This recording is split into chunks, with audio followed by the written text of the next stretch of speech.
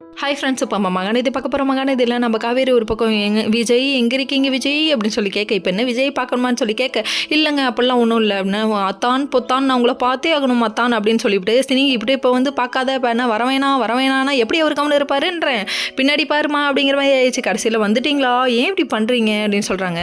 ஏமா 2 வாரமாக பயபில் கூட தான் பயபில் சுற்றுது. கடைசியில் இப்போ வந்து கொஞ்ச நேரம் இல்லைன்னொன்னே ஏக்கமாக்கும். சரி மாமனை தேடினியா அப்படின்றாங்க.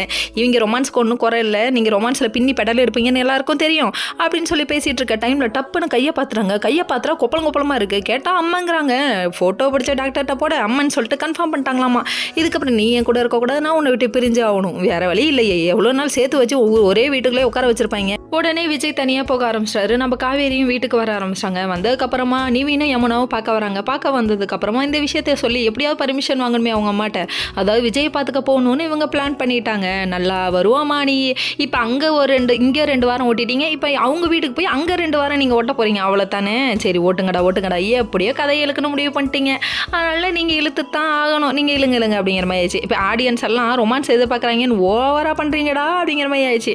சரி இது ஒரு பக்கம் இருந்தாலும் அதுக்கப்புறம் பர்மிஷன் வாங்கணுமே. ஆனால் நிவின்ட்டு ஹெல்ப் கேட்போன்னு கூப்பிட்டு ஹெல்ப் கேட்க இது தப்பாக புரிஞ்சுக்கிறாங்க. யமுனா அவனுக்கு வேறு வேலையே இல்லையா, அவன் கவலை அப்படிங்கிற மாதிரி ஆயிடுச்சு. கடைசியில் பார்த்தா இவரும் சப்போர்ட் பண்ண ஆரம்பிச்சாரு. இருக்கட்டும் அவங்க கோச்சிங் சென்டர் போயிட்டு வரட்டும் அப்படி இப்படிங்கிறாங்க. அடையே அப்பா இதுக்கெல்லாமா கோச்சிங் வச்சுருக்காங்க, பிஸ்னஸை பிக்கப் பண்ணுறது எப்படின்னு சொல்லிட்டு கோச்சிங் வச்சுருக்காங்களாம். நாளைக்கு சுடுதண்ணி வைப்பது எப்படி அப்படின்னு சொல்லிட்டு கோச்சிங் வச்சாலும் வைப்பாங்க. இவங்க புரிஞ்சிக்க முடியாது, கேட்டால் 2K மாடலு ட்ரெண்டு இம்பாங்க. அந்த மாதிரி போயிடுச்சு. கடைசியில் பர்மிஷன் இவங்களே கொடுத்தோன்னே நானே கூப்பிட்டு போய் விட்றேங்கிறாங்க. யமுனுக்கு பொசன்னு பொங்குது ஒரு பக்கம்.